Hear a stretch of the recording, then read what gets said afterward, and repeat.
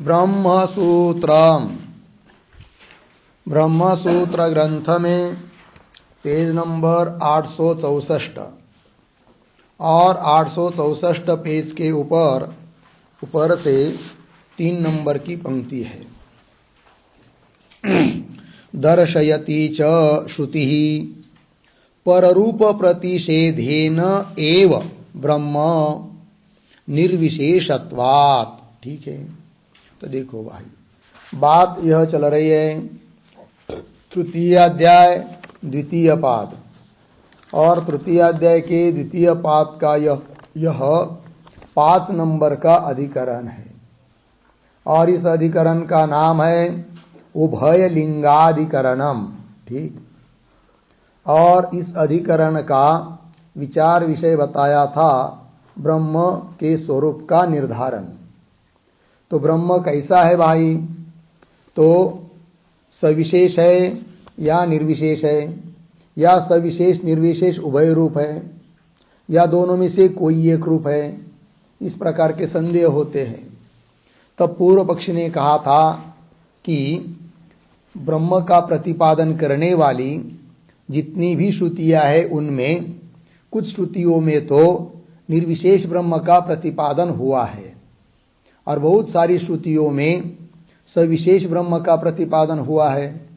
अतः दोनों रूप के लिए श्रुतियों का प्रमाण होने के कारण ब्रह्म को उभय रूप ही मानना चाहिए, ऐसा पूर्व पक्षी बोला। फिर उस पूर्व पक्षी का सिद्धांतियों ने खंडन कर दिया और कहा कि ब्रह्म उभय रूप नहीं है, किंतु अन्यतर रूप है। अन्यतर रूप में भी सविशेष जो है वह औपाधिक है, उपाधिकृत है, कल्पित है।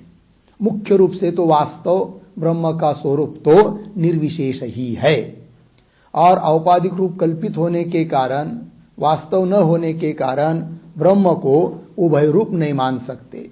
तो अन्यतर रूप अर्थात निर्विशेष ही ब्रह्म है, इस बात की सिद्धि कर दिया सिद्धांतियों ने। फिर और सिद्धांति बता रहे हैं इसलिए भी ब्रह्म निर्विशेष है, निराकार है, निष्प्रपंच है, निरवयव है, आकार रहित है। क्यों? कि इसके लिए श्रुति बताती है, स्मृति भी बताती है। तो कौन श्रुति और कौन स्मृति है, उनका उल्लेख अब यहां करना है सूत्र के माध्यम से। तो ये जो पंक्ति पड़ी है वो भाष्य है, 17 नंबर के सूत्र का भाष्य आरंभ हो रहा है। किंतु उसके पहले, भाष्य विचार करने के पहले सूत्र का उच्चारण और अर्थ हम लोग लिख लेते हैं। उसके बाद उसके ऊपर जो भाष्य है उसका विचार करेंगे। तो सूत्र है दर्शयति चाथो अपि स्मर्यते। ठीक, चलिए भाई, तो लिखते हैं सूत्र का अर्थ। तो सूत्रावतरणम बराबर किंच किंच अर्धविराम श्रुति स्मृत्यो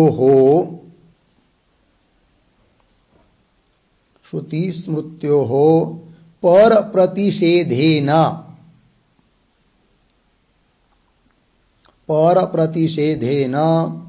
ब्रह्मोपदेशात् अपि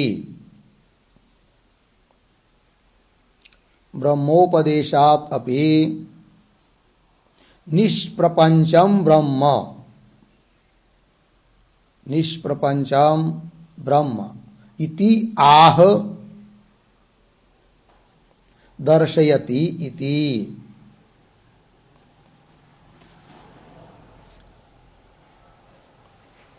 ठीक, फिर नीचे की पंक्ति में सूत्रम दर्शयति चाथो अपि स्मर्यते 3:2:17 पदच्छेद दर्शयति च अथो अपि स्मर्यते। फिर नीचे पदार्थोक्ति प्रतीक दर्शयति बराबर श्रुति ही कथयति। श्रुति कथयति। पूर्ण विराम। आगे उद्धरण चिन्ह में अथात आदेशो नेति नेति।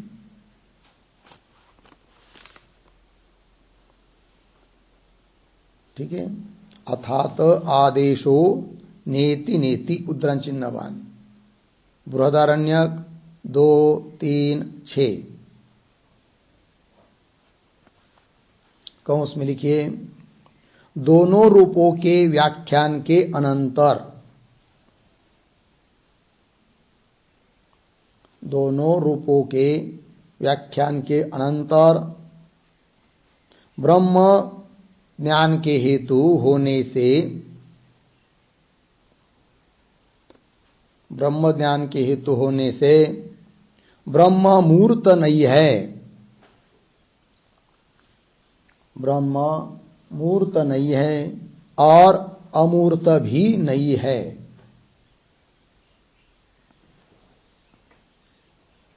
अमूर्त भी नहीं है, यह उपदेश है।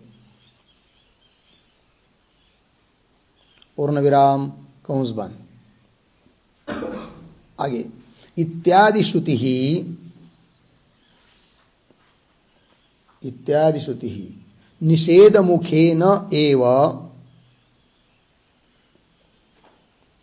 निषेध मुखेन एव निर्विशेषम ब्रह्म,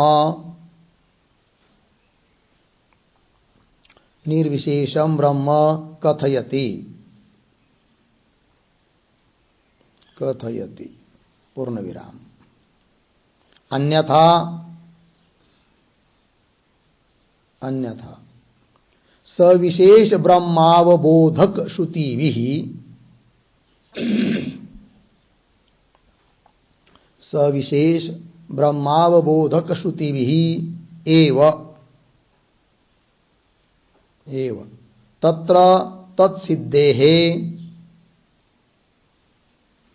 तत्र तत्सिद्धेः प्रपंच प्रत्याख्यान आदेश उपदेश, प्रपंच प्रत्याख्यान उपदेश अनर्थक्यम प्रसज्जेत, अनर्थक्यम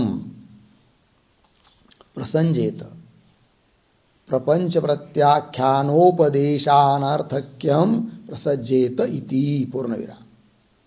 फिर आगे प्रतीक च बराबर अतः, अतः। आगे प्रतीक अथो, अथो बराबर तथा।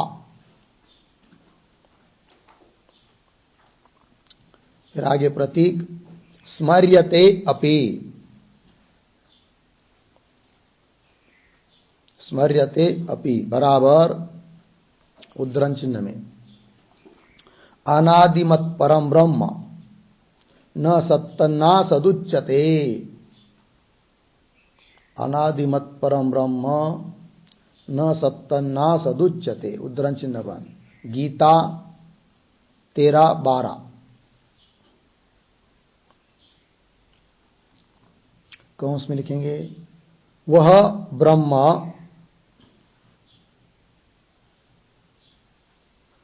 वह ब्रह्म अनादिमत, अनादिमत है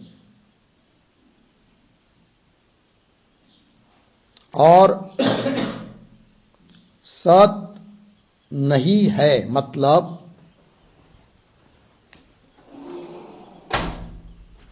सत नहीं है, मतलब इंद्रियों के द्वारा वेद्य नहीं है,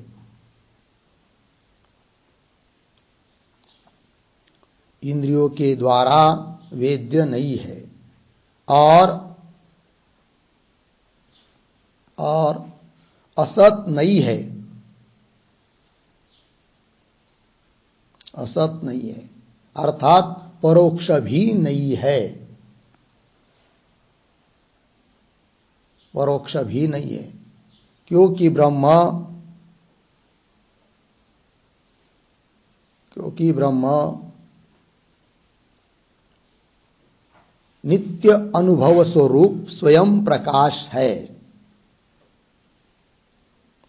नित्य अनुभव स्वरूप स्वयं प्रकाश है।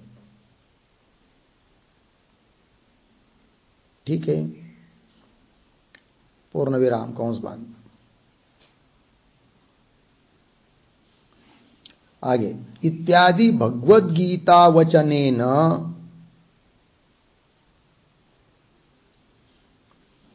इत्यादि भगवद गीता वचनेन निषेध मुखतः ब्रह्म स्मृतम अपि भवति। भगवद गीता वचनेन निषेध मुखतः ब्रह्म स्मृतम अपि भवति। पूर्ण विराम। अतः निर्विशेषम एव ब्रह्म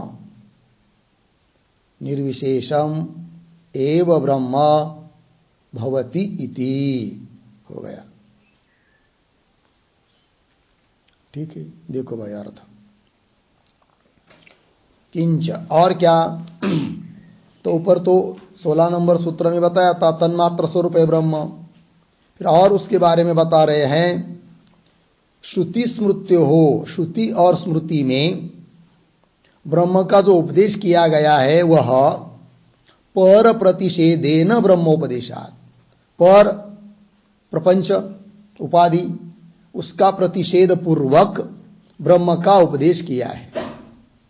इसलिए भी यह निश्चय किया जाता है कि ब्रह्म निष्प्रपंच है, प्रपंच रहित है, निर्विशेष है, निर्गुण है। वही कह रहे सूत्र के माध्यम से। तो पदार्थ सूत्र आया दर्शयति चाथो अपि स्मर्यते। फिर पदार्थोक्ति में लिख रहे हैं प्रतीक दर्शयति, मतलब श्रुति ही कथयति, श्रुति प्रतिपादन करती है। कौन श्रुति किस बात का प्रतिपादन कर रही है? तो श्रुति दिया अथात आदेशो नेति नेति न इति न इति, है कि नहीं? अथ मतलब 2 रूपों का पहले शुरू में व्याख्यान किया, उसके बाद में अतः ब्रह्म ज्ञान के लिए हेतु होने से आदेश मतलब उपदेश किया जाता है ब्रह्म का। कैसे? न इति मतलब जो भी दिखाई दे रहा है ये ब्रह्म नहीं है, ये ब्रह्म नहीं है, ये ब्रह्म नहीं है, तो सभी जितने भी औपाधिक रूपयानात्म पदार्थ है उनका निषेध कर दिया। फिर सबका साक्षी करके जो बचता है वही ब्रह्म है। वही कह रहे। तो ब्रह्म मूर्त नहीं है, न इति, और मूर्त के सापेक्ष अमूर्त का शब्द प्रयोग होता है। तो मूर्त नहीं मतलब अमूर्त भी नहीं है। इसका मतलब अभाव रूप है ऐसा नहीं, भाव रूप ही है, किंतु मूर्त अपूर्त संज्ञा से अतीत है, ये इसका मतलब हुआ। तो अमूर्त भी नहीं है, यह उपदेश है। इत्यादि श्रुति क्या कहती है? निषेध मुखे न, निषेध मुख के द्वारा ही निर्विशेष ब्रह्म का प्रतिपादन करती है, कथन करती है। अन्यथा, है कि नहीं, सविशेष ब्रह्म बोधक श्रुति भी एवं, समझ लीजिए ब्रह्म निर्विशेष नहीं मानेंगे तो होगा क्या? तो जो जिन श्रुतियों में सविशेष ब्रह्म का प्रतिपादन किया है उन्हीं श्रुतियों के द्वारा सविशेष ब्रह्म का निर्धारण यदि हो सकता है तो अन्य निषेध द्वारा प्रतिपादन करने वाली श्रुति की जरूरत ही क्या पड़ेगी? वो व्यर्थ हो जाएगी फिर तो। किंतु निषेध मुख से प्रतिपादन करने वाली श्रुतियां है, इसका मतलब निर्विशेष ही ब्रह्म है। फिर सविशेष का भी प्रतिपादन क्यों हुआ? तो सविशेष ब्रह्म का प्रतिपादन करने में श्रुति का वास्तविक तात्पर्य नहीं है। उन श्रुतियों का तात्पर्य उपासना में है, किंतु ब्रह्म तो वस्तुतः निर्विशेष ही है। ये बात वही कह रहे। अन्यथा मतलब निर्विशेष ब्रह्म नहीं मानेंगे तो क्या होगा? सविशेष ब्रह्मावबोधक श्रुति भी, सविशेष सगुण ब्रह्म का प्रतिपादन करने वाली श्रुतियों के द्वारा ही तत्र तत्सिद्ध है, वहां उस ब्रह्म की, सविशेष ब्रह्म की सिद्धि हो सकती है। तब प्रपंच प्रत्याख्यान उपदेश अनर्थक्यम, तो प्रपंच का प्रत्याख्यान, प्रपंच का निराकरण, निषेध, उसका जो उपदेश है वह व्यर्थ हो जाएगा। अनर्थक्यम प्रसज्जेत, इसलिए यह निर्णय किया जाता है कि ब्रह्म निर्विशेष है इति। आगे च का मतलब अतः। आगे अथो शब्द का अर्थ यह हुआ है तथा, मतलब जैसा श्रुति में बताया है उसी प्रकार स्मृति में भी बताया है। स्मर्यते अपि, तो स्मृति कहती है तो कौन स्मृति, तो गीता का उदाहरण दे दिया प्रमाण। अनादिमत परम ब्रह्म न सत्य न सदुच्यते, ठीक है। तो वह ब्रह्म परमात्मा कैसा है भाई, अनादिमत। आदिमत का अर्थ होता है कारण वाला। कारण वाला वो होता है जो कार्य है। घट कारण वाला है, घट का कारण कपाल है, तो आदि वाला हुआ कौन, घट, आदिमत है घट। उस प्रकार ब्रह्म का कोई कारण नहीं है, इसीलिए ब्रह्म आदिमत नहीं है अपितु अनादिमत है, अर्थात कार्य नहीं है, कार्य कारण से अतीत है। उसी प्रकार ब्रह्म सत नहीं है, मतलब क्या, इंद्रियों के द्वारा वेद्य नहीं है, इंद्रियों का विषय नहीं है, ये उसका मतलब है। और न असत उच्चते, असत भी नहीं है। असत नहीं इसका मतलब परोक्ष नहीं है, क्योंकि ब्रह्म नित्य अपरोक्ष है, स्वयं प्रकाश है, नित्य अनुभव स्वरूप है, अपना स्वयं का वो स्वरूप ही है। ऐसा कभी भी नहीं होता है कि मैं नहीं हूं, किसी को भी नहीं होता है मैं हूं, यही हमेशा बुद्धि होती है, वही तो ब्रह्म है। फिर गड़बड़ इतनी हो रही है कि उपाधि को लेकर हम बोल रहे हैं, उपाधि का बात करेंगे तो बचा हुआ केवल शुद्ध अपना स्वरूप वास्तविक ब्रह्म ही है, ये इसका मतलब। इत्यादि भगवत गीता वचन के द्वारा भी कहा जा रहा है कि निषेध मुखतः, निषेध मुख से ही ब्रह्म स्मृतमपि, ब्रह्म का स्मरण किया गया है, श्रुति स्मृति में बताया है, ठीक है ना। न सत तन्न असत, निषेध मुख से। अतः निर्विशेषम एव ब्रह्म भवति, कुल मिलाकर ब्रह्म निर्विशेष है, यह बात सिद्ध हो जाती है। ठीक, चलिए आगे। अभी जो 17 नंबर का सूत्र का अर्थ देखा, उसका भाष्य देखेंगे। दर्शयति च श्रुति पर रूप प्रतिषेधेन एव ब्रह्म निर्विशेषत्वात्। ठीक, शब्दों का थोड़ा अन्वय। श्रुति पर रूप प्रतिषेधेन एव ब्रह्म, पीछे दर्शयति च, आगे निर्विशेषत्वात्। देखो भाई, तो श्रुति दिखा रही है, बता रही है, कथन कर रही है ब्रह्म का, किस रूप से, पर रूप प्रतिषेधेन एव। पर रूप, पर शब्द का अर्थ यहां पर है प्रपंच, उपाधि है कि नहीं। तो उपाधि रूप का प्रतिषेध के द्वारा ही, निषेध, प्रतिषेध मतलब निषेध, निषेध के द्वारा ही ब्रह्म को बता रही है श्रुति, क्योंकि ब्रह्म वस्तुतः निर्विशेष है, निर्विशेषत्वात्। ठीक है, तो बोलेंगे कौन है वो श्रुति, श्रुति तो बताओ, तो श्रुति दे रहे। अथात आदेशो नेति नेति, बृहदारण्यक 2-3-6। अथ अतः आदेश न इति न इति। ठीक है, इस श्रुति का भी अर्थ लिख लेंगे थोड़ा सा, तो लिखते हैं, प्रतीक है अथ, अथ बराबर द्वैतोक्त्यनंतरम, द्वैत उक्ति अनंतरम, फिर प्रतीक अतः बराबर ज्ञान हेतुत्वात्, ज्ञान हेतुत्वात्। आगे नेति नेति इति आदेशः बराबर उपदेशः, आदेशः बराबर उपदेशः, क्रियते इत्यर्थः। ठीक है, अथ, अथ शब्द का अर्थ किया पीछे, उसके पीछे द्वैत का प्रतिपादन हुआ है, उसके प्रतिपादन के अनंतर द्वैत उक्ते अनंतरम। क्या, अतः इसलिए, ज्ञान के लिए कारण होने के कारण, ज्ञान हेतु होने से ब्रह्म का उपदेश किया जा रहा है निषेध मुख से। तो नेति नेति इति आदेश, आदेश शब्द का अर्थ होता है उपदेश, क्रियते, उपदेश किया जाता है। ठीक है जी, चलिए आगे।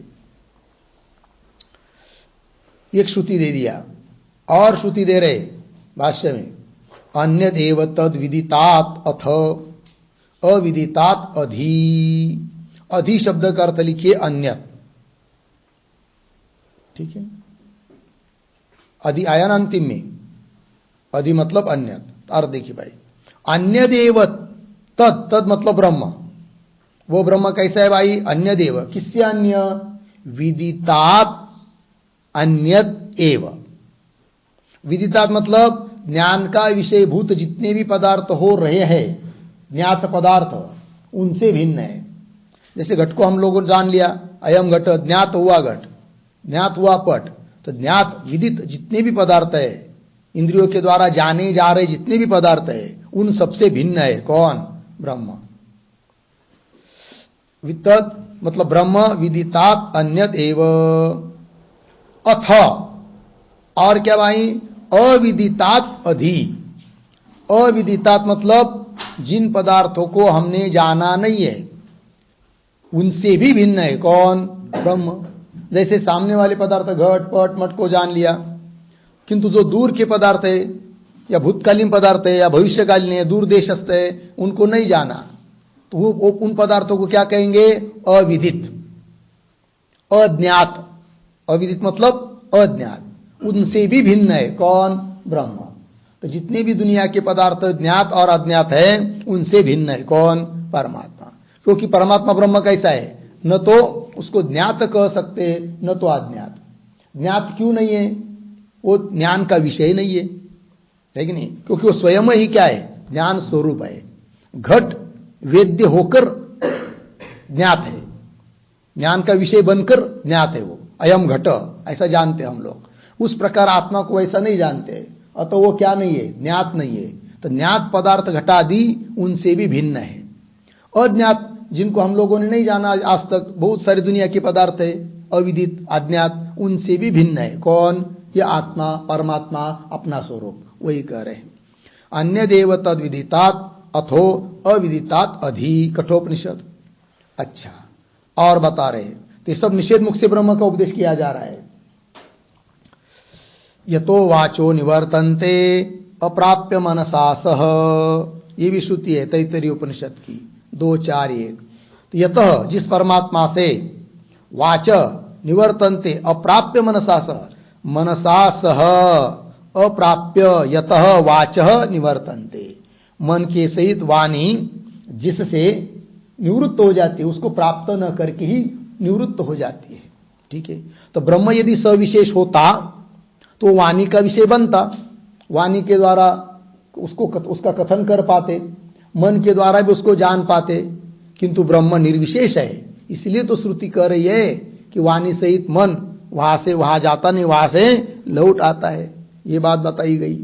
अच्छा, इति एवं आद्या इत्यादि सब श्रुतियां है कि जो निषेध मुख से ब्रह्म का प्रतिपादन कर रही है। ठीक है जी, और बता रहे भाई, बाष्कलिना च बाध्व पृष्ठः सन अवचनेन एव ब्रह्म प्रोवाच इति श्रूयते। ठीक है ना?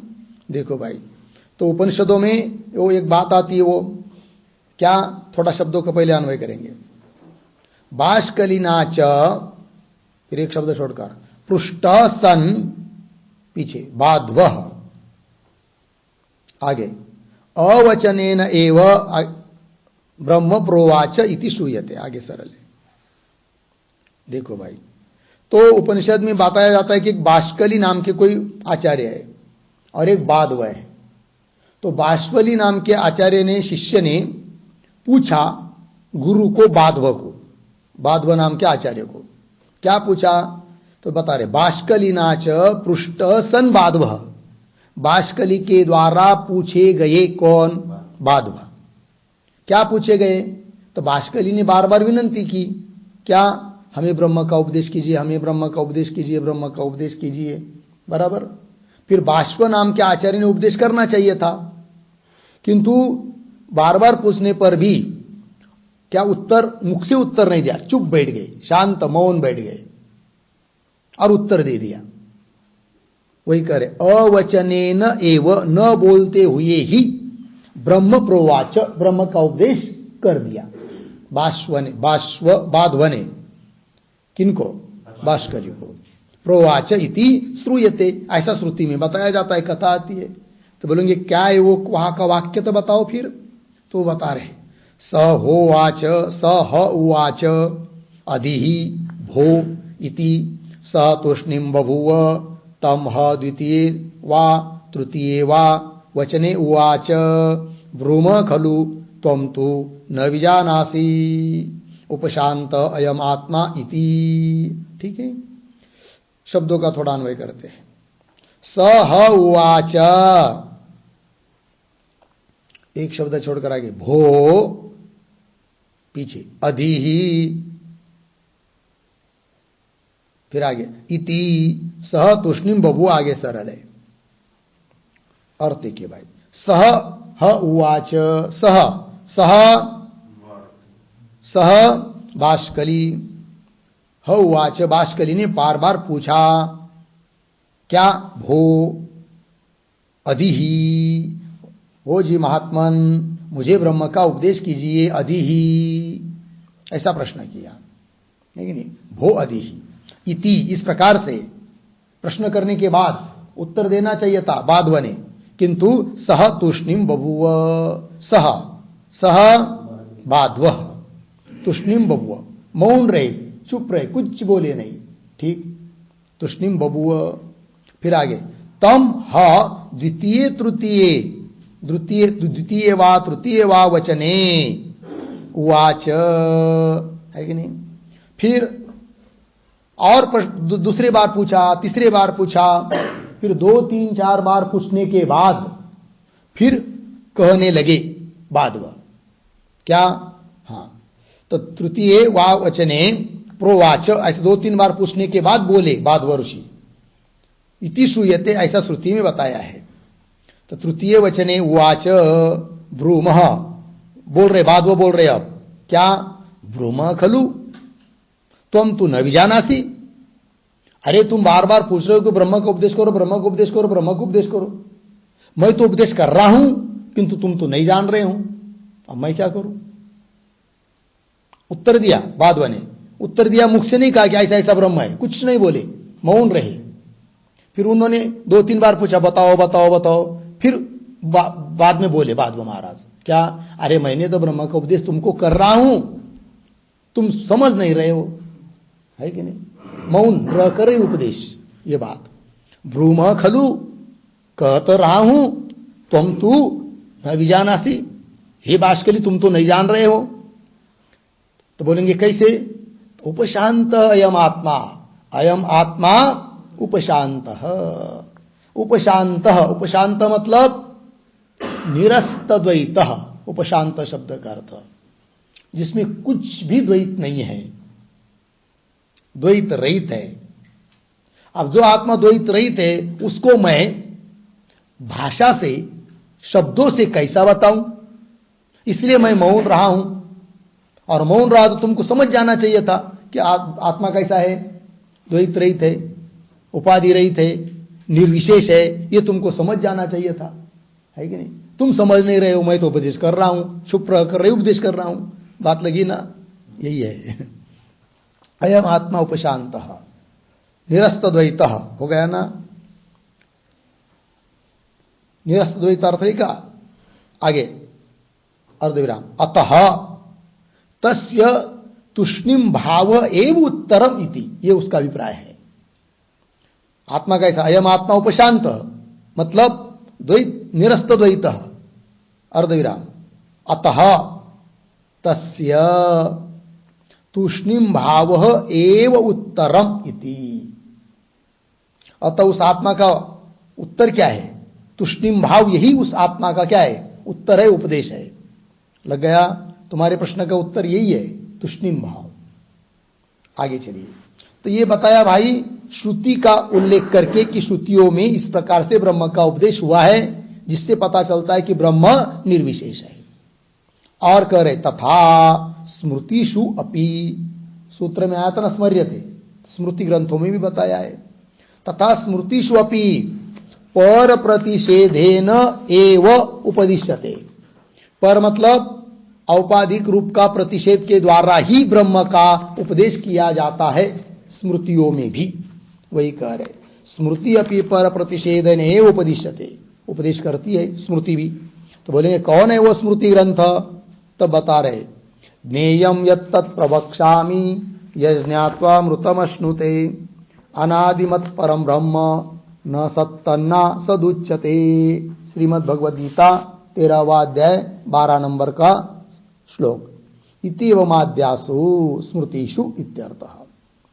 तो श्लोक देखिए भाई, पदच्छेद ज्ञेयं यत् तत् प्रवक्ष्यामि यत् ज्ञात्वा अमृतम अश्नुते अनादिमत् परम ब्रह्म न सत् तत् न असत उच्यते। ठीक, लगभग सरल है ये। शुरू के 2-3 शब्द यत् ज्ञेयम्, आगे तत् प्रवक्ष्यामि, आगे सरल है। तो भगवान कह रहे अर्जुन को, अरे अर्जुन यत् ज्ञेयम्, जो जानने योग्य है आत्मा, तत् प्रवक्ष्यामि, उसका ही मैं कथन कर रहा हूं, करूंगा। ऐसा है वो तत्व, आत्म तत्व कि यज्ञात्वा अमृतम अश्नुते, जिसको जान लेने पर अमृत तत्व की प्राप्ति होती है। तो बोलेंगे ठीक है बताओ महाराज जी, भगवान बताइए, उपदेश कीजिए। तब कह रहे कैसा है वो तत्व? अनादिमत एक, परम ब्रह्म, न सत दो, तत् न असत उच्चते, ऐसा है ब्रह्म। अनादिमत, आदिमत नहीं है, अनादिमत है, ऐसा पर ब्रह्म है। न सत है न असत। ये जो अनादिमत इत्यादि है ना, उसके ऊपर एक टिप्पणी लिखती वाक्य, उसका अर्थ तो लिखेंगे आदिमत बराबर कार्यम, आदिमत बराबर कार्यम, अर्धविराम, तद न भवति, तद न भवति इति अनादिमत, इति अनादिमत ब्रह्म, ब्रह्म बराबर अकार्यम ब्रह्म इत्यर्थः, अकार्यम ब्रह्म इत्यर्थ, पूर्ण विराम। आगे प्रतीक सत, सत बराबर इंद्रिय वेद्यम, अर्धविराम। असत बराबर परोक्षम च, परोक्षम च न, अर्धविराम, स्वप्रकाशत्वात् इत्यर्थः,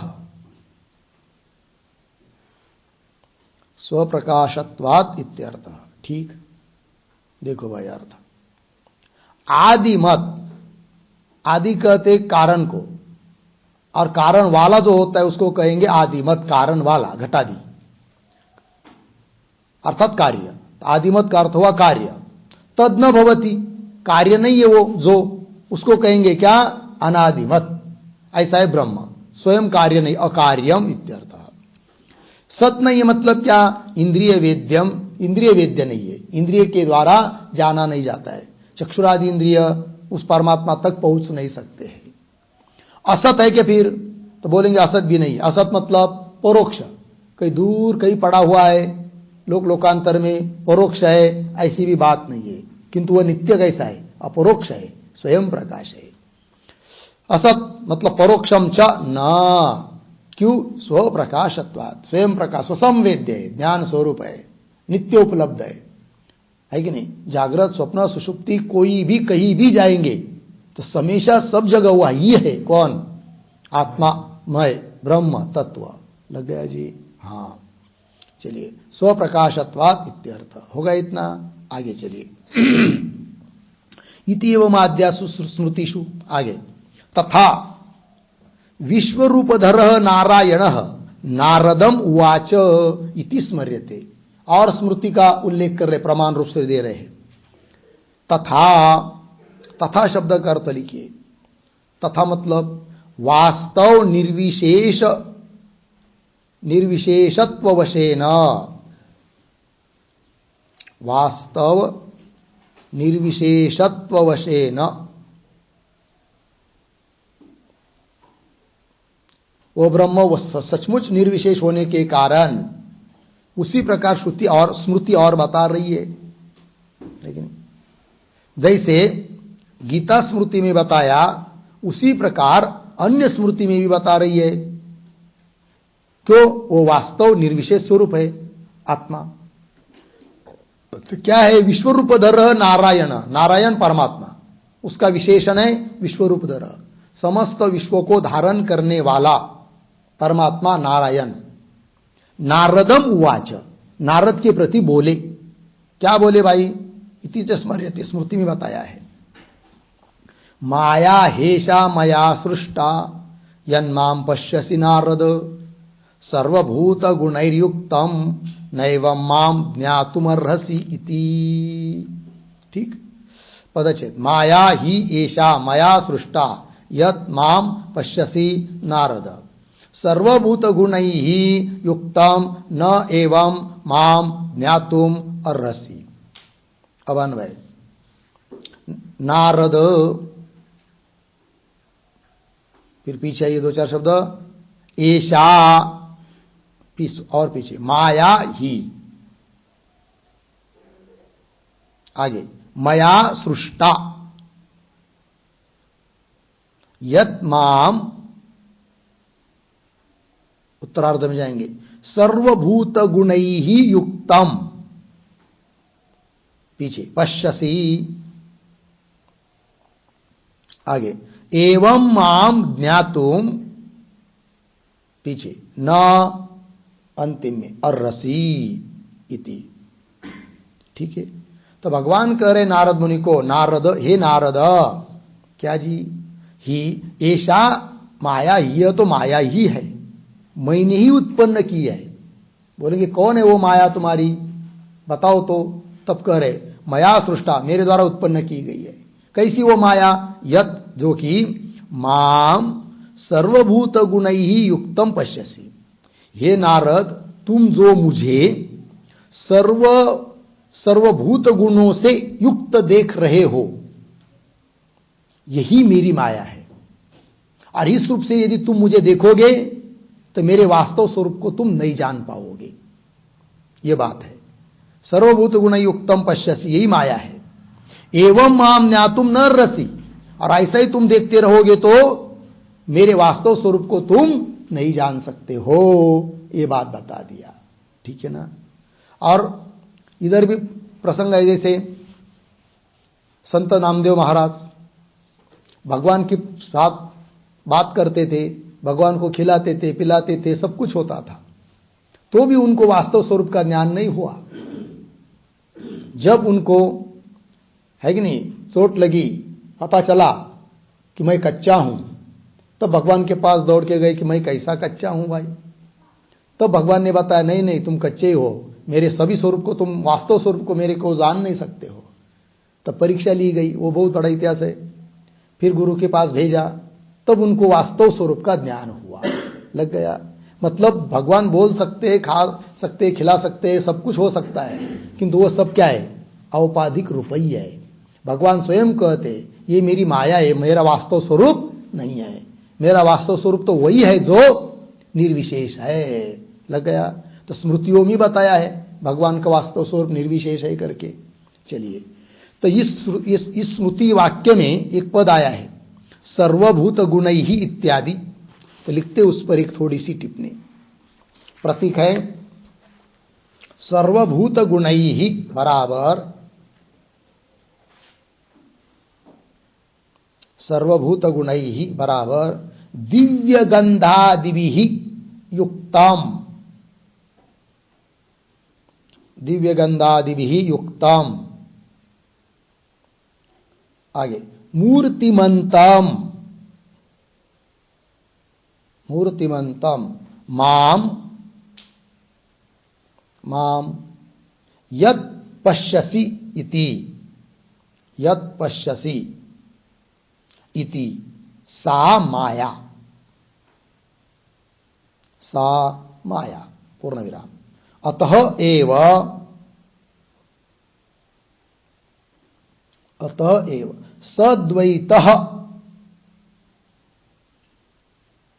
सद्वैतः भगवान, कौंस में लिखिए, उसी से द्वैत सहित भगवान है, द्वैत सहित भगवान है, कौंस बन। आगे, इति माम द्रष्टुम न अर्हसि,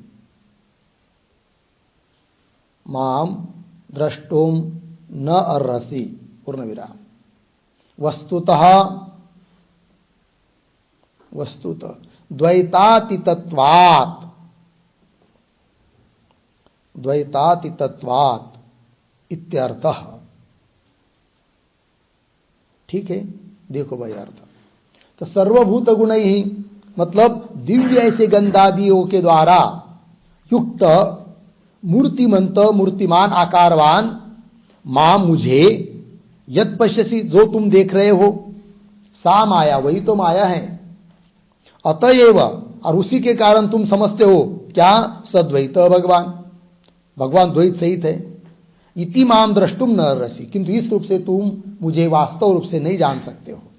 क्यों, मैं कैसा हूं, वस्तुतः द्वैतातीतत्वा, द्वैत से मैं अतीत हूं, ये भगवान ने कह दिया नारद को। ठीक है, चलिए भाई, तो कुल मिलाकर निर्विशेष ही परमात्मा है, इस बात की सिद्धि हो गया श्रुति स्मृति के आधार पर। तो 17 नंबर का सूत्र का भाष्य पूरा हुआ। अब आगे चलते हैं, 18 नंबर का सूत्र है। सूत्र का उच्चारण और अर्थ पहले कर लेते हैं, उसके बाद उसके ऊपर जो भाष्य है उसका विचार करेंगे। तो सूत्र है, अत एव चोपमा सूर्यकादिवत्। ठीक लिखते सूत्रकार, सूत्रावतरणम बराबर किंच यथा सूर्यचंद्रादेहे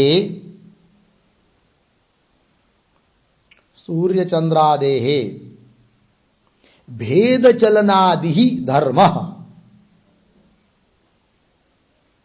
भेद चलनादि धर्मः जलादि उपाधि कल्पितः,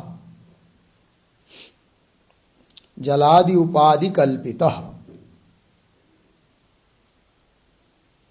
अद्विराम एवं दृष्टांत श्रुतेः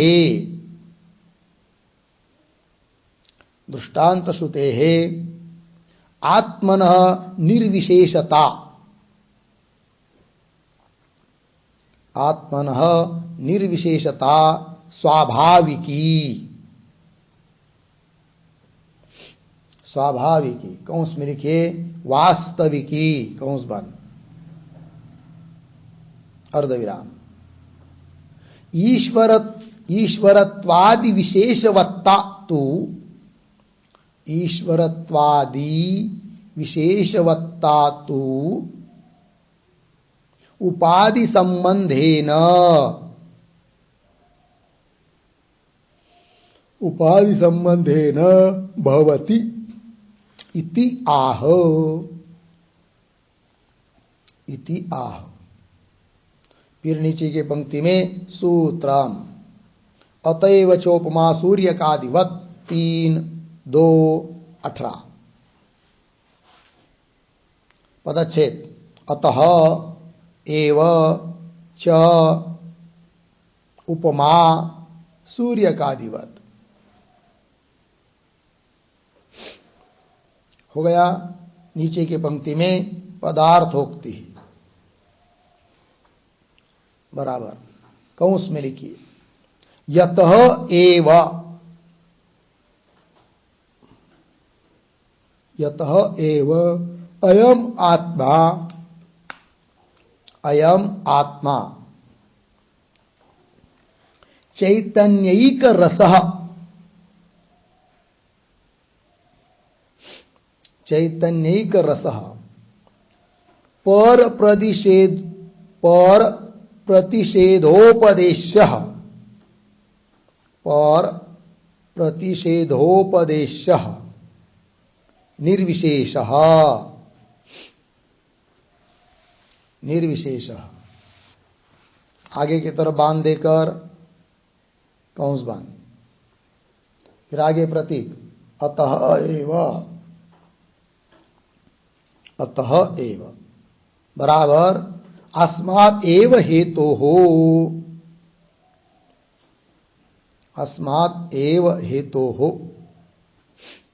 फिर आगे प्रतीक सूर्यकादिवत् बराबर जलगत सूर्य प्रतिबिंबवत्, जलगत सूर्य प्रतिबिंबवत्। फिर आगे प्रतीक उपमा, उपमा बराबर सादृश्यम, सादृश्यम दीयते पूर्ण विराम। आगे तथा ही उद्धरण चिन्ह में यथा ही अयम ज्योतिरात्मा, यथा ही अयम ज्योतिरात्मा उद्धरण चिन्ह बन इत्यादि श्रुतिषु,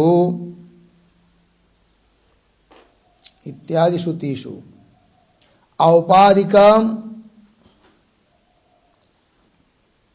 औपाधिकम अपारमार्थिकम, अपारमार्थिकम सविशेषत्वम, सविशेषत्वम अभिप्रेत्य, अभिप्रेत्य जल सूर्यकादिवत्, जल सूर्यकादिवत् उपमा, उपमा उपदिश्यते पूर्ण विराम। अतः, अतः ब्रह्मणः, ब्रह्मणः निर्विशेषत्वम इति भावः, निर्विशेषत्वम इति भावः। ठीक, देखो भाई अर्थ। तो सूत्रावतरण विक्रय किंच यथा सूर्य चंद्रादेः, सूर्य चंद्र वगैरह तो भेद चलनादि धर्म, जैसे जलपात्र में सूर्य का प्रतिबिंब पड़ा या चंद्र का प्रतिबिंब पड़ा, जलपात्र में पानी के बर्तन में, वो भिन्न दिखाई देता है सूर्य से प्रतिबिंब, और पानी हिलता है तो प्रतिबिंब हिल रहा है ऐसा लग रहा है। तो भेद, भिन्नता, चलनादि, कंपायमानता, ये सब धर्म वस्तुतः सूर्य चंद्र में है क्या? नहीं है, किंतु प्रतिबिंब में दिखाई दे रहे। क्यों? वो सब धर्म वस्तुतः प्रतिबिंब के भी नहीं है तो उपाधि के है, चलादि उपाधि के है, किंतु उपाधि के धर्मों का आरोप प्रतिबिंब पर हो रहा है। तो वही जलादि उपाधि कल्पित, ये दृष्टांत में हुआ। एवं इसी प्रकार ऐसा दृष्टांत श्रुति ने दिया हुआ है, इससे भी मालूम पड़ता है आत्मा की निर्विशेषता है कि नहीं। जैसे प्रतिबिंब न हिलता डुलता कुछ भी नहीं है, किंतु ऐसा लग रहा है हिल रहा है डुल रहा है भिन्न है करके, उसी प्रकार आत्मा के लिए बता रहा है। तो आत्मा न आकारवान है, न प्रकारवान है, न रूपवान है, कुछ नहीं है, किंतु वैसा लग रहा है, किंतु वस्तुतः आत्मा निर्विशेष है। दृष्टांत तो उस प्रकार का दिया है, उससे भी पता चलता है कि आत्मा निर्विशेष है। दृष्टांत श्रुति के अनुसार आत्मनः निर्विशेषता स्वाभाविक नाम वास्तविक, और ईश्वरत्वादि जो विशेषवत्ता है, शासन करना, जगत को उत्पन्न करना, ये सब बात ये उपाधि संबंधी न भवती, उपाधि के निमित्त से है, वस्तुतः स्वरूप दृष्टि से सब नहीं है। लग गया? चलिए वही बात बताई जा रही है सूत्र के माध्यम से। तो पदार्थोक्ति में लिख रहे भाई, यतः एवं अयम आत्मा चैतन्यक रसः पर प्रतिषेधोपदेश निर्विशेष, जिस कारण से यह आत्मा चैतन्यिक रस है और उपाधि के निषेध के द्वारा उपदेश करने योग्य है, अर्थात निर्विशेष है।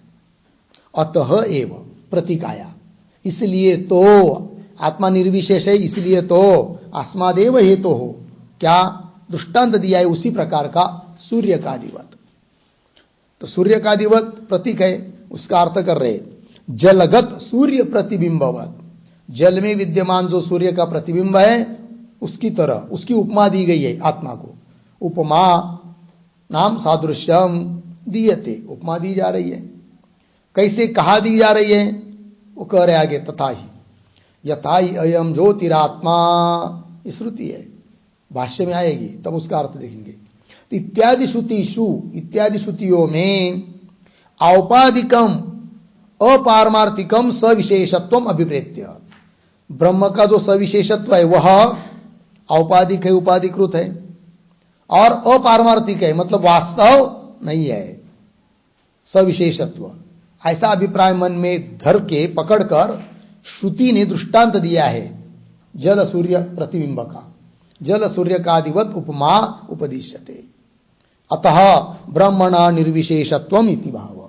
कुल मिलाकर ब्रह्म निर्विशेष है, यह बात सिद्ध हो जाती है। ठीक, चलिए भाई अब इस सूत्र का भाष्य देखते हैं।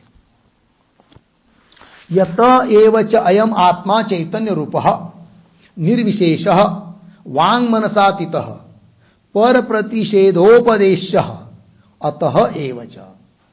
अतः एव प्रतीक है, उसकी पार्श्वभूमि बनाई गई है पीछे के वाक्य में जो अभी पढ़ा मैंने। तो क्या है, यत एव च अयम आत्मा, जिस कारण से यह आत्मा चैतन्य रूप है, ज्ञान स्वरूप है, और निर्विशेष, निर्विशेष मतलब विशेषता से रहित है, अर्थात भेद रहित है। ठीक है, और कैसा है, वांग मनसातीत, वाणी और मन का विषय नहीं है, उनसे वो अतीत है। और कैसा उसका उपदेश किया जाता है, पर प्रतिषेधोपदेश, लग गया जी। तो पर जो है द्वैत वगैरह उपाधि वगैरह, उसके निषेध के द्वारा ही उपदेश करने योग्य है, उसका उपदेश किया जा सकता है। किसका, आत्मा का। लेकिन ऐसा हाथ में पकड़कर इदम इत्थम यह आत्मा है ऐसा नहीं दिखा सकते। फिर कैसा दिखाना पड़ता है कि ये नहीं है, वो नहीं है, वो नहीं है, ये नहीं है, फिर जो बचा वही तुम, वही आत्मा हो, ऐसा बताया जाता है। इसी को कहते पर प्रतिषेध उपदेश, लग गया, पर प्रतिषेध उपदेश। अतएव च, इसलिए तो क्या, अस्य उपाधि निमित्ताम अपारमार्थिकीम विशेषवत्ताम अभिप्रेत्य जल सूर्यकादिवत इति उपमा उपादीयते मोक्ष शास्त्रेषु। ठीक है, देखो भाई अर्थ, अतएव च अस्य उपाधि निमित्ताम, अस्य आत्मनः परमात्मनः, उपाधि निमित्ताम अपारमार्थिकीम विशेषवत्ताम, उस परमात्मा की जो विशेषवत्ता है, भेद सहितता है, सविशेषता है, वह कैसी है, उपाधि के निमित्त से है, इसलिए अपारमार्थिक है। तो उपाधि निमित्ताम अपारमार्थिकीम च विशेषवत्ताम अभिप्रेत्य, है कि नहीं, वो विशेषवत्ता उसकी अपारमार्थिक है, उपाधिकृत है, इस अभिप्राय से ही श्रुति ने दृष्टांत दिया है कि जैसे सूर्य प्रतिबिंब का चलना डुलना फिरना ये सब क्या है, उपाधिकृत है, वास्तविक नहीं। उसी प्रकार कह रहे कि जो आत्मा की विशेषवत्ता मालूम पड़ रही है वो सब अपारमार्थिक है, उपाधिकृत है। इसी अभिप्राय से दृष्टांत दिया है, उपमा दी है, जल सूर्य का दिवत इति उपमा। आगे कैसा बढ़ेंगे, उपमा एक शब्द छोड़कर, मोक्ष शास्त्रेषु पीछे उपादीयते, जल सूर्य का दिकों की उपमा मोक्ष शास्त्र में दी गई है। ठीक है, तो ये जो ये शब्द है ना, जल सूर्य का दिवत, उस पर एक वाक्य लिखते हैं, जलस्त प्रतिबिंबत्वाकारेण,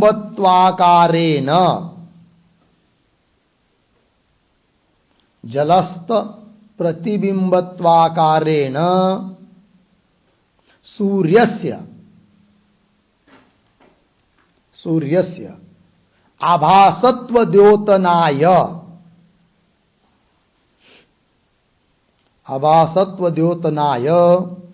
सूर्यक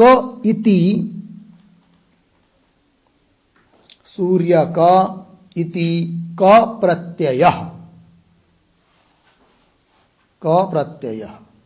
ठीक, देखो भाई, तो जो सूत्र में और श्रुति में शब्द आया जल सूर्य कादि, सूर्य क प्रत्यय क्यों किया? जल सूर्यादिवत ऐसा ही कह सकते थे, तब उसके लिए बता दिया।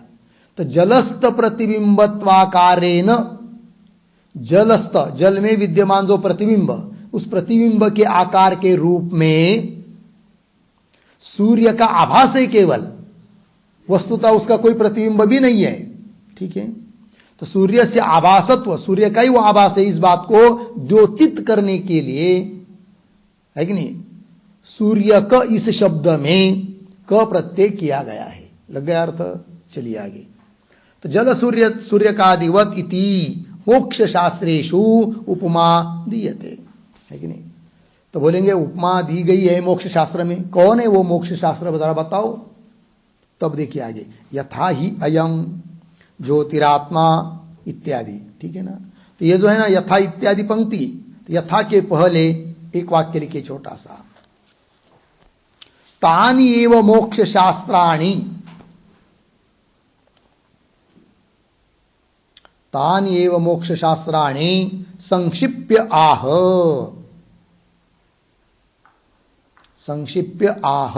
यथा ही इति। ठीक है,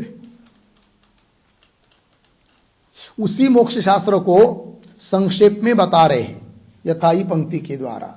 ठीक है ना जी। तो मोक्ष का स्वरूप, मोक्ष का कारण, ये सब बात जिन शास्त्र में आई है उस सब शास्त्र को क्या कहेंगे? मोक्ष शास्त्र, उपनिषद। तो पंक्ति पढ़ता हूं, श्रुति यथा ही, पहले पढ़ता हूं पदच्छेद करते हुए, फिर बाद में अन्वय करेंगे। यथा ही अयम ज्योतिरात्मा विवस्वान अपह भिन्ना बहुधा एक अनुगच्छन् उपाधिना क्रियते भेद रूप देवः क्षेत्रेषु एवं अजः अयम आत्मा इति। है कि नहीं? ये पूर्ण विराम एक हो गया। आगे दूसरी श्रुति उसी के संदर्भ में बाद में पढ़ते हैं।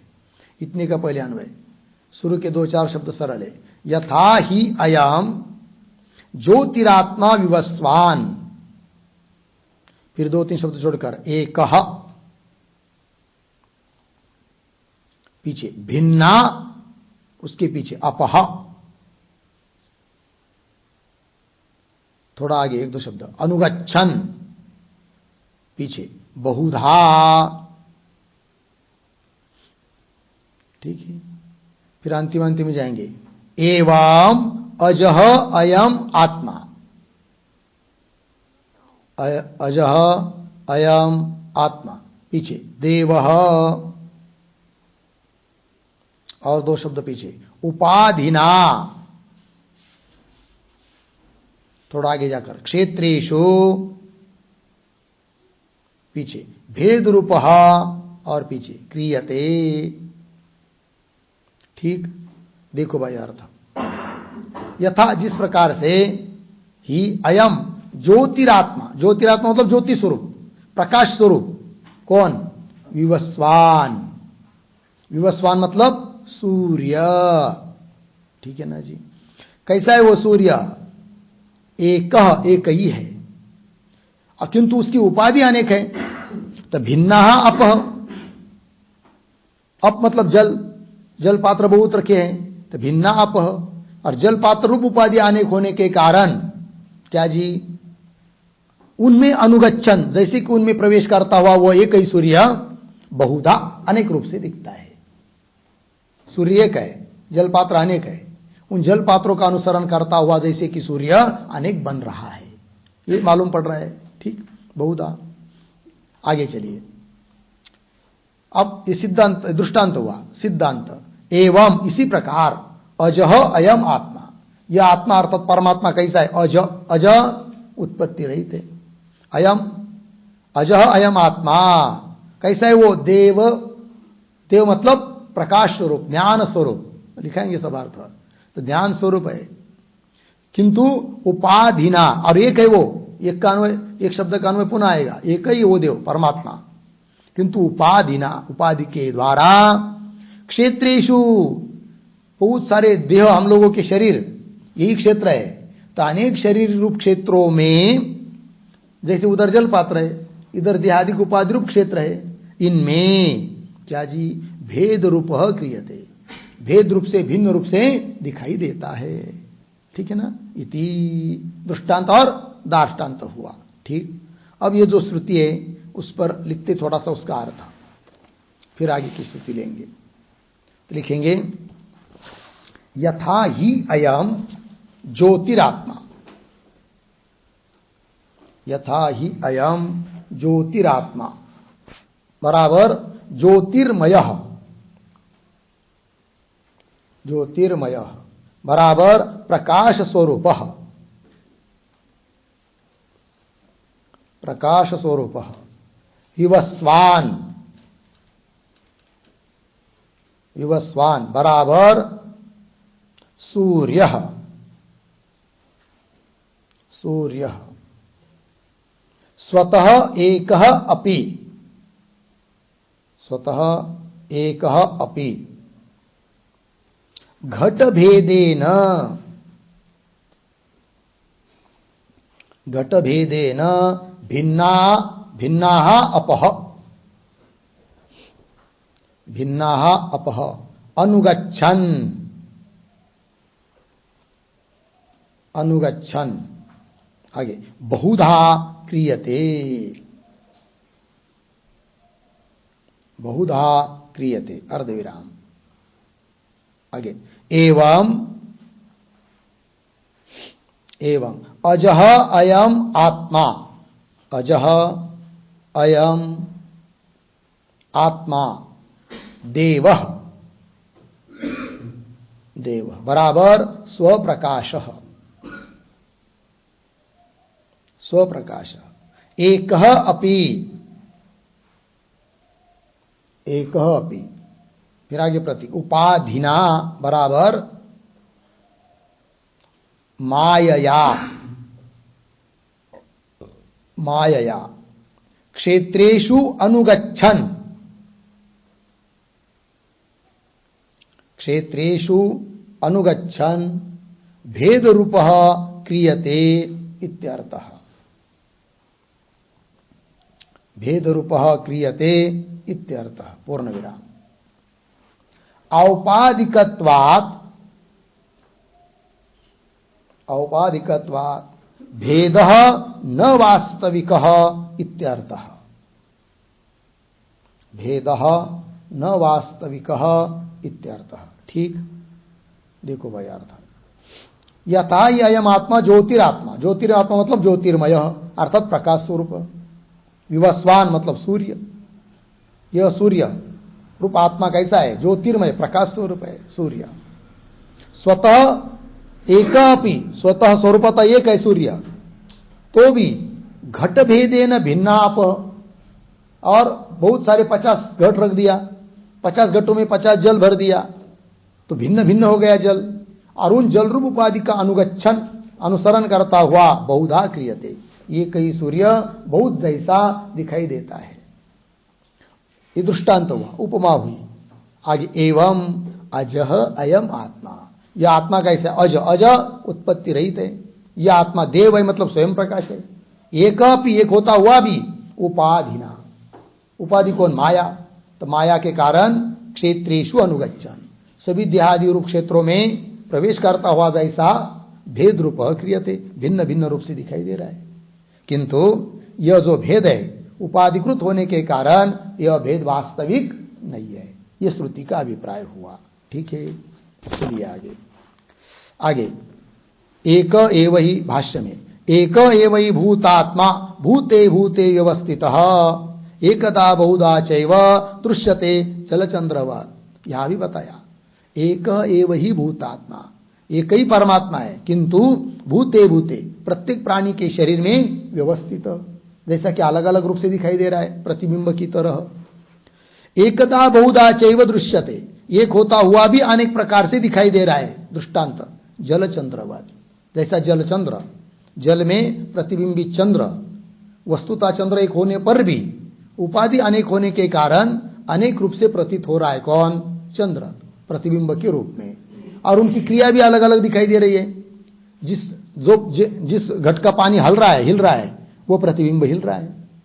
जिस घट का पानी मलिन है वहां का प्रतिबिंब मलिन दिखाई दे रहा है। और कोई घट बड़ा है तो वहां प्रतिबिंब बड़ा दिखाई देगा, घट छोटा है तो प्रतिबिंब छोटा दिखाई देगा, है कि नहीं? तो प्रतिबिंब में इस प्रकार से अनेक प्रकार के भेद दिखाई दे रहे, अलग अलग, किंतु वस्तुता देखा जाए तो मूल चंद्र तो एक ही है।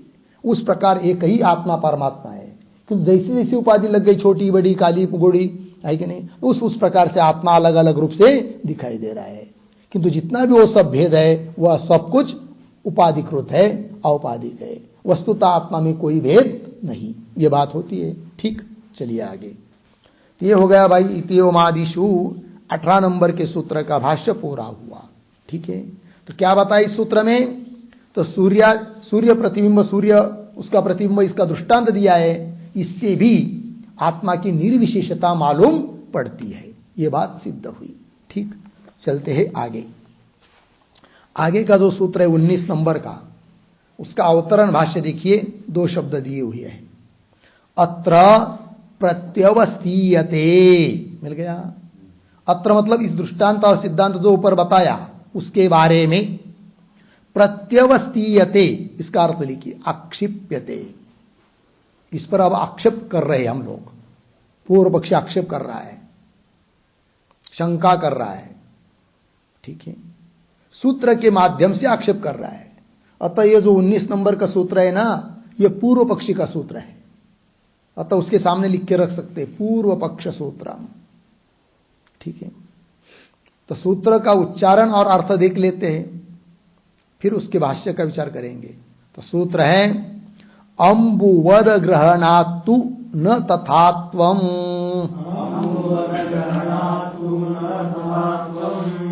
ठीक है, लिखते हैं सूत्र का अर्थ। तो सूत्रावतरणम बराबर इह आत्मनि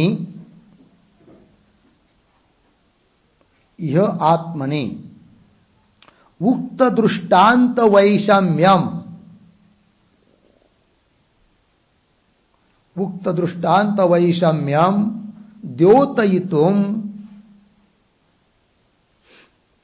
द्योतयितुम शंकासूत्रम आह।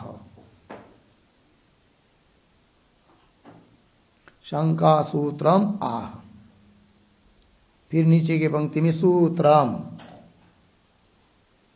अंबुवद ग्रहणातु न तथात्वम 3:2-19। पदच्छेद अंबुवद अग्रहणात तु न तथात्वम, पूर्व पक्षी का सूत्र है। नीचे पदार्थोक्ति प्रतीक अंबुवत, अंबुवत बराबर यथा जलम सूर्य रूपात मूर्तात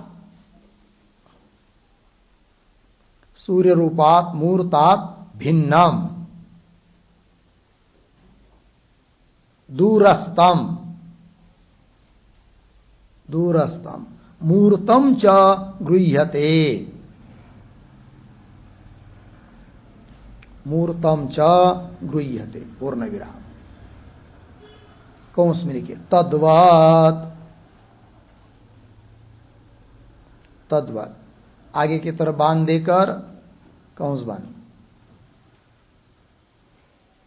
फिर प्रतीक अग्रहणात,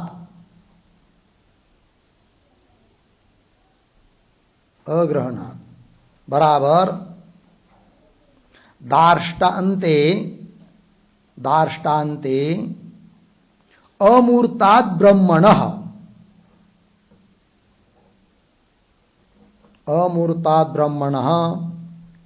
भिन्न दूरस्थोपाधिः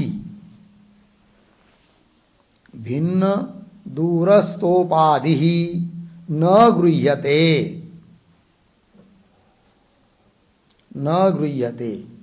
अर्धविराम आत्मनः सर्वगतत्वात्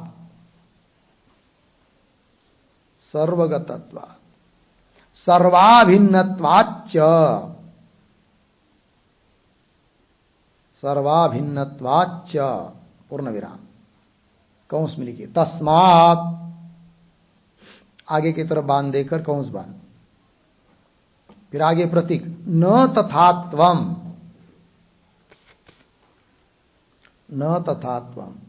बराबर न सूर्यतुल्यत्वम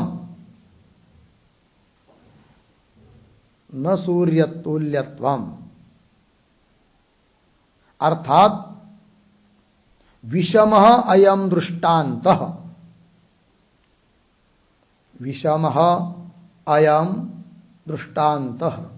इति शंकार्थः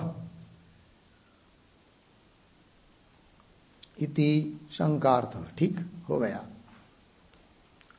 देखो भाई सूत्रावतरण में लिख रहे हैं कि यह आत्मनि इस आत्मा के बारे में आत्मा है कि नहीं, जो ऊपर दृष्टांत दिया तो उक्त दृष्टांत वैषम्यम द्योतयितुम जो दृष्टांत दिया है सूर्य का अधिवत इत्यादि उस दृष्टांत विषम है।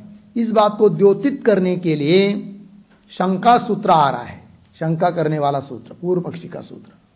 तो सूत्र आया फिर अम्बुवद ग्रहणात्तु न तथात्वम पदार्थोक्ति में लिख रहे अम्बुवत, अम्बु कहते जल, तो अम्बुवत मतलब यथा जलम। अब देखिए दृष्टांत में क्या है, दाष्टांत में क्या है। दृष्टांत क्या है, सूर्य और उसका प्रतिबिंब जल में, बराबर। सूर्य कैसा है, मूर्त। एक बात, जिसमें प्रतिबिंब पड़ रहा है वो भी क्या है, मूर्त। जिसका प्रतिबिंब वो भी मूर्त है, जिसमें प्रतिबिंब है वो भी मूर्त है। जल भी मूर्त है, सूर्य भी मूर्त है, आकारवान है, मूर्त मतलब, ठीक है। दूसरी बात, जल रूप उपाधि से भिन्न बहुत दूर है कौन, सूर्य, बराबर है कि नहीं। यह हुआ दृष्टांत में। अब उस प्रकार तुम क्या कर रहे हो कि आत्मा परमात्मा है कि नहीं, और देहादि उपाधियों में उसका प्रतिबिंब पड़ रहा है, इसलिए वो अनेक दिखाई दे रहा है, वस्तुतः अनेक नहीं, ये कह रहे हो। किंतु इधर जिसका प्रतिबिंब तुम मान रहे हो है कि नहीं, अंतकरण आदि में उपाधियों में, वो तुम्हारा आत्मा अमूर्त है। जिसमें प्रतिबिंब पड़ रहा है उपाधि में, अज्ञान उपाधि व्यष्टि अज्ञान से अंतकरण आदि, वो भी कैसी है, अमूर्त है। दूसरी बात, उपाधि से जल से दूर है सूर्य, उस प्रकार या उपाधि से दूर आत्मा है, ऐसा भी मालूम नहीं पड़ रहा है, क्योंकि आत्मा तुम्हारा सर्वगत है, व्यापक है, तो उपाधि में भी घुसा हुआ है, तो दूर कहां से रहेगा, ठीक है। और भिन्न भी नहीं, उधर सूर्य भिन्न है, जल भिन्न है, उपाधि भिन्न है, और जो सूर्य भिन्न है, जल उपाधि भिन्न है, अलग है। इस प्रकार यहां पर आत्मा और उपाधि अलग भी नहीं कह सकते तुम सिद्धांती लोग, क्योंकि सभी उपाधियां अध्यस्त होने के कारण आत्मा स्वरूप है, अन्य है, अभिन्न है। तब कैसा दृष्टांत और दाष्टांत, दृष्टांत और दाष्टांत में क्या हुआ, विषमता हुई। तो इस प्रकार के दृष्टांत से तुम आत्मा की निर्विशेषता को सिद्ध नहीं कर सकते, क्योंकि दृष्टांत विषम है। ये बोल रहा है कौन, पूर्व पक्षी। वही बात देखिए, पदार्थोक्ति में लिख रहे हम बुवत यथा जलम सूर्य रूपात मूर्तात् भिन्न। जल कैसा है, सूर्य रूप मूर्त से भिन्न है, पुनः दूर है, और पुनः स्वयं जल कैसा है, मूर्त है, मूर्तम च गृह्यते। ये दृष्टांत के बारे में कह दिया।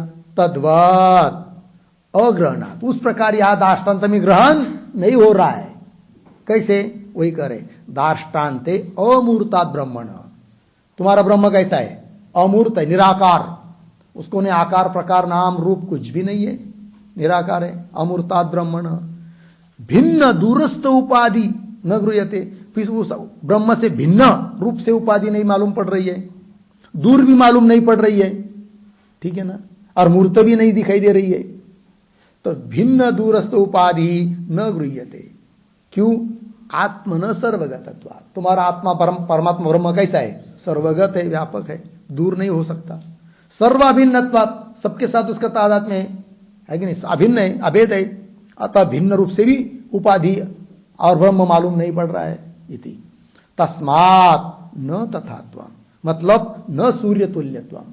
सूर्य का जो दृष्टांत दिया है उसके समानता यहां पर समानता है नहीं, यहां पर लग गया अर्थ। तात्पर्य दृष्टांत और दाष्टांत में विषमता है, ये कह रहा है कौन? पूर्व पक्षी।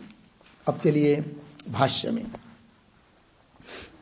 न जल सूर्यादि तुल्यत्वम इह उपदिश्यते तद्वद अग्रहणात्। ठीक है, शब्दों का थोड़ा अन्वय, बीच में आया है इह, उसके पीछे जल सूर्य कादि तुल्यत्वम, और पीछे न, आगे उपपद्यते, आगे सरल है तद्वत अग्रहणात्।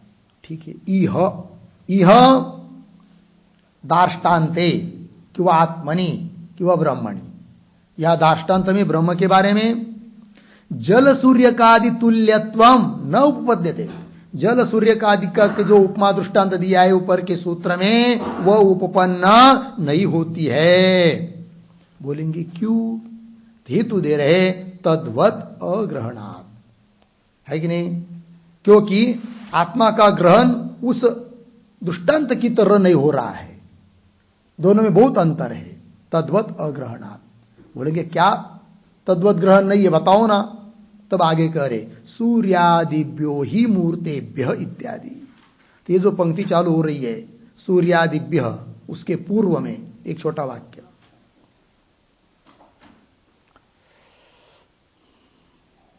अंबुवत अग्रहणम दर्शयितुम, अंबुवत अग्रहणम दर्शयितुम दृष्टांत स्वरूपम कथयति। दृष्टांत स्वरूपम कथयति सूर्यादिभ्य। ठीक है, तो अभी कहा था कि तद्वत अग्रहणात्, मतलब अंबुवत जो दृष्टांत है जल का, उसकी तरह ग्रहण नहीं हो रहा है। तो अग्रहण दिखाने के लिए पहले दृष्टांत का स्वरूप कैसा है उसका कथन कर रहे हैं। तो पंक्ति देखिए, सूर्यादिभ्य ही मूर्तेभ्य पृथक भूतम विप्रकृष्ट देशम मूर्तम जलम गृह्यते तत्र युक्तः सूर्यादि प्रतिबिंबोदयः। ठीक, थोड़ा सा शब्दों का अन्वय, दो शब्द छोड़कर आगे, मूर्तेभ्य पीछे, सूर्यादिभ्य ही आगे, पृथक भूतम विप्रकृष्ट देशम मूर्तम जलम गृह्यते तत्र, एक शब्द छुटकर आगे, सूर्यादि प्रतिबिंबोदय पीछे युक्तः। ठीक, देखो भाई दृष्टांत में क्या क्या चीज है। तो मूर्तेभ्य सूर्यादिभ्य, सूर्यादि कैसे मूर्त है, आकारवान है कि नहीं? तो मूर्तेभ्य, मूर्त ऐसे सूर्यादियों से, पृथक भूतम अलग, विप्रकृष्ट देशम बहुत दूर में स्थित, पुनः मूर्त जल उपाधि। तो जल कैसा है?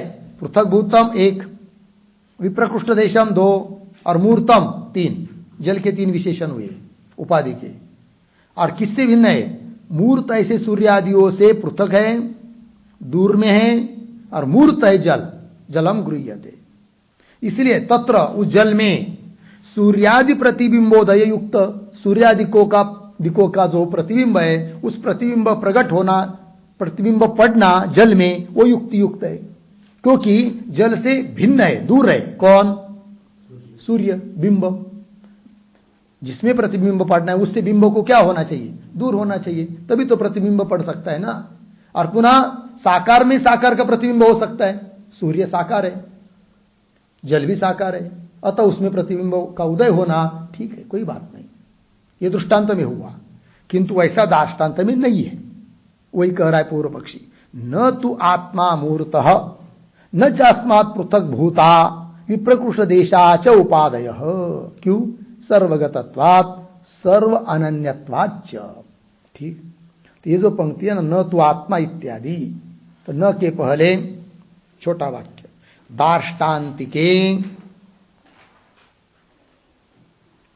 दार्ष्टान्तिके तद वैषम्यम आह, तद वैषम्यम आह न तु इति। दृष्टांत के बारे में क्या क्या है वो बता दिया। अब दार्ष्टान्त में कैसी विषमता है दृष्टांत की अपेक्षा, वो कह रहे हैं न तु आत्मा मूर्त। पहली बात, जिस आत्मा का ब्रह्म का प्रतिबिंब मानते हो वो कैसा नहीं है? मूर्त नहीं है, आकारवान नहीं है। न तो आत्मा मूर्त। अच्छा, दूसरी बात, न च अस्मात् पृथक भूताः विप्रकृष्ट देशाः उपादयः, है कि नहीं? च अस्मात्, अस्मात् आत्मन, उस परमात्मा से, पृथक भूताः उपादय न, उपाधिया कहीं पृथक भूत अलग भी नहीं है। क्यों अलग नहीं है? क्योंकि तुम्हारा आत्मा सर्वगत है इसलिए, है कि नहीं? पृथक भूताः उपादय न, और विप्रकृष्ट देशाः न, उस आत्मा से दूर कहीं खड़ी है कौन? उपाधिया, ऐसी भी बात नहीं है कि नहीं? विप्रकृष्ट देशाः उपादय न। क्यों? कारण क्या? सर्वगतत्वात्, एक हेतु, सर्व क्या है? सर्व अनन्यत्वात् च, दो हेतु दिया है। तो दो हेतु से दो बात बताई जा रही है। तो पहला जो हेतु है सर्वगतत्वात्, इससे कौन बात बताई जा रही है? तो सर्वगतत्वात् के पहले एक छोटा वाक्य, उपाधीनाम आत्मनः विप्रकृष्ट देशत्वाभावे, विप्रकृष्ट देशत्वाभावे हेतुम आह,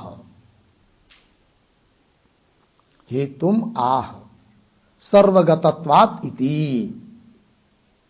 ठीक है, अर्थ देखो भाई। तो उपाधि नाम आत्मन, उपाधि या और आत्मा, इनमें विप्रकृष्ट देशत्व नहीं है, दूरवर्तित्व नहीं है। तो विप्रकृष्ट देशत्व का अभाव है, अभावे हेतुम आह।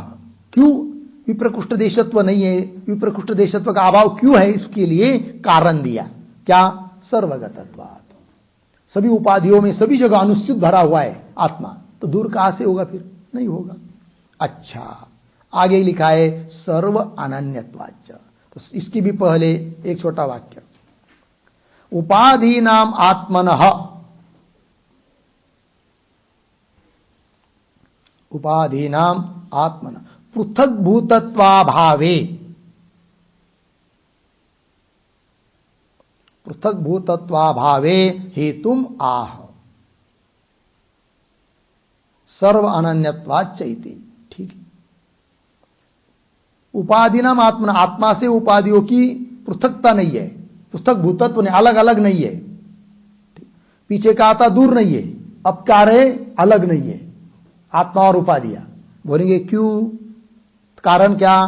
तो सर्व अनन्यत्वात्, अनन्य, न अन्य, अनन्य, अभिन्न। सभी उपाधियों के साथ आत्मा का क्या है? अभेद।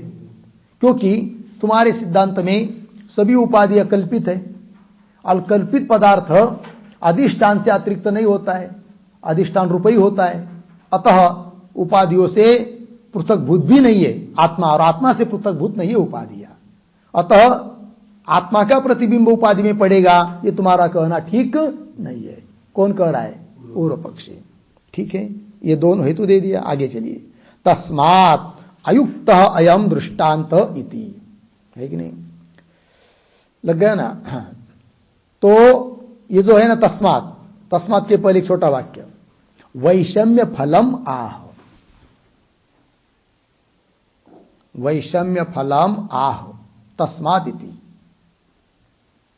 ठीक, पूर्व पक्षी ने जो अभी अभी दृष्टांत और दाष्टांत में विषमता दिखाई, उस वैषम्य का फल क्या, फलित क्या निकलता है इससे, विषमता दिखाने से? तब कह रहे तस्मात् अयुक्त अयम दृष्टांत, तस्मात् अयम दृष्टांत अयुक्तः इति। ये जो तुमने दृष्टांत दिया है आत्मा की निर्विशेषता सिद्ध करने के लिए, वह दृष्टांत कोई उचित नहीं है। उस दृष्टांत से आत्मा की निर्विशेषता सिद्ध नहीं हो सकती, ये पूर्व पक्षी का अभिप्राय। ठीक है, तो 19 नंबर के सूत्र का भाष्य पूरा हुआ। फिर आगे उसको उत्तर देना है 20 नंबर के सूत्र से, किंतु उसका विचार हम लोग कल करेंगे।